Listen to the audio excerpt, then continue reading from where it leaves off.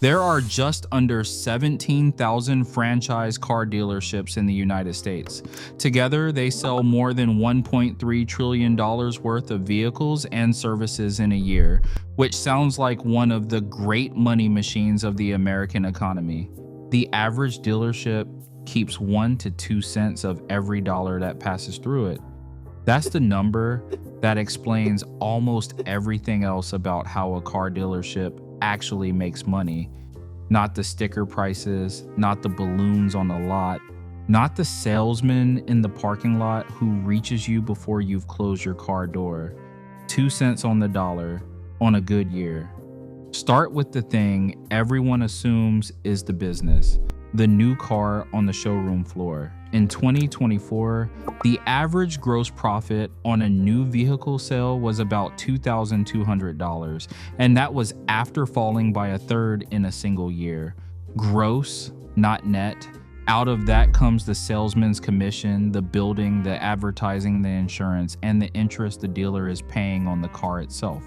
Because here's the part most buyers never think about. The dealer doesn't own that car.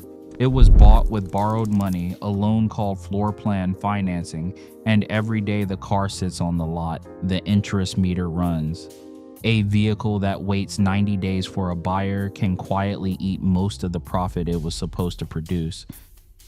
There's also a payment that arrives quietly after the sale closes. The OEM, the manufacturer, sends the dealer a holdback. Typically 1 to 3% of the vehicle's MSRP credited back after the car is retailed. It doesn't show up on the Monroney sticker, the window label the government requires on every new car. Most buyers have read that sticker without ever knowing the holdback exists. It doesn't change the math dramatically, but is part of why the industry's true margin picture is slightly better than the showroom numbers alone suggest.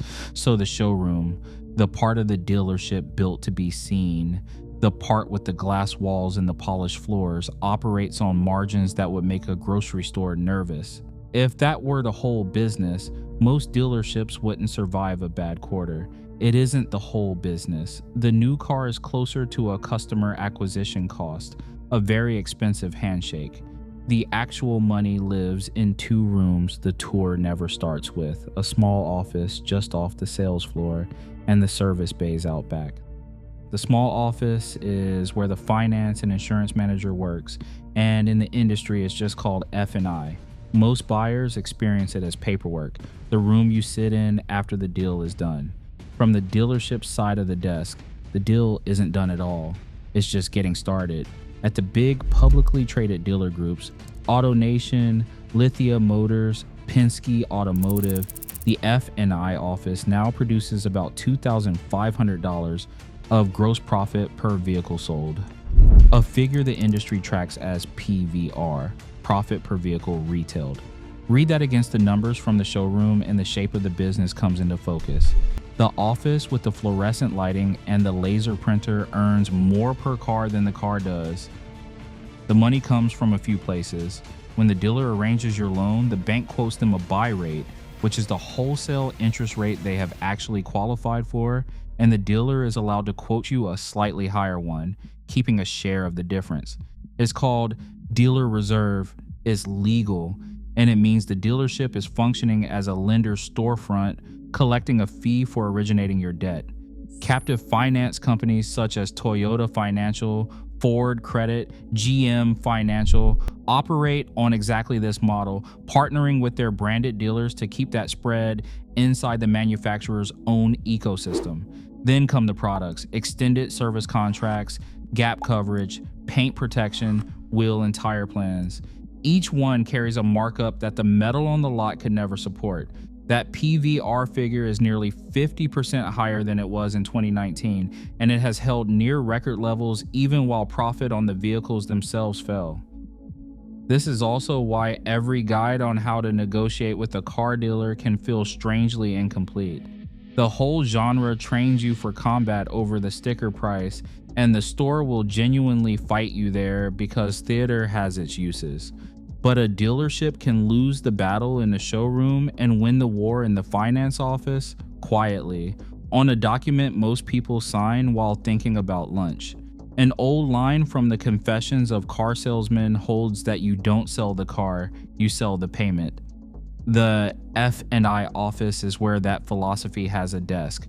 Walk past the showroom, through the door marked service, and the economics invert. The service and parts department is what the industry calls fixed operations, and at a typical dealership, it accounts for maybe 10 to 15% of total revenue.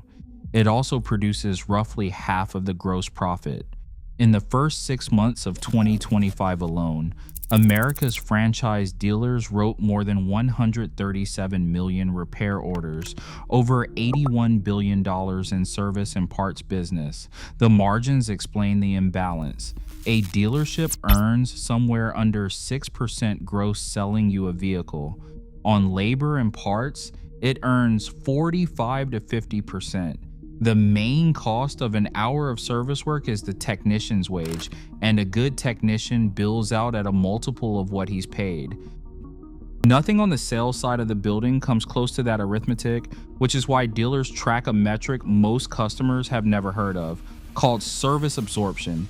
It measures how much of the dealership's entire overhead, every salary, every light bulb, every square foot of that expensive glass showroom is covered by fixed operations alone.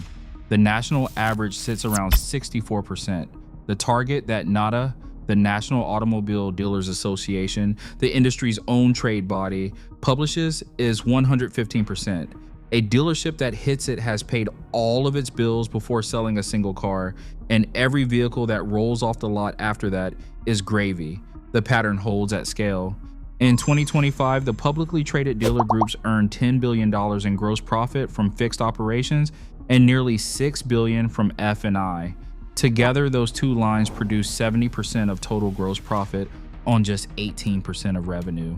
So the honest description of a car dealership runs something like this. It's a repair shop with unusually good customer acquisition attached to a loan origination office, wrapped in a showroom that functions mostly as advertising. The car is how they meet you. The relationship is where they get paid, one oil change and one loan payment at a time, which brings the account back to where it started, with 2 cents on the dollar. An industry that moves $1.3 trillion a year and keeps pennies of it shouldn't survive. And yet nearly 17,000 of these dealerships are open right now, most of them profitable, some of them fabulously so. The resolution to the paradox is that the razor margin was never the real business. It's the price of admission. The dealership accepts brutal economics on the vehicle because the vehicle brings in something more valuable. A customer with a 7-year loan, a warranty booklet, and a check engine light in their future. The whole structure is built to survive on those terms. That's why the salesman will spend 4 hours with you over a few $100s a price. Why the finance manager's office is the one room you can't skip, and why the service department sends you a reminder postcard with the persistence of a relative who wants something. None of it is an accident, and very little of it is a scam. It's just a business model that's easiest to navigate once you can see it. And seeing it changes how you walk in. The number on the windshield stops being the whole negotiation and becomes the opening scene of one. The interest rate, the add-ons, the trade-in, the service contract, each is its own transaction with its own margin. And the dealership is perfectly content to let you win the one you're watching while it collects on the ones you aren't. The next time you drive past a dealership at night, look at it for a second. The glass showroom lit up like a jewelry case, the rows of cars under the white lights, all of it beautiful and all of it on its own, barely breaking even. The building isn't there to sell you a car, it's there to meet you. The money comes later, quietly, through a service bay door, around back that most customers never think to look at.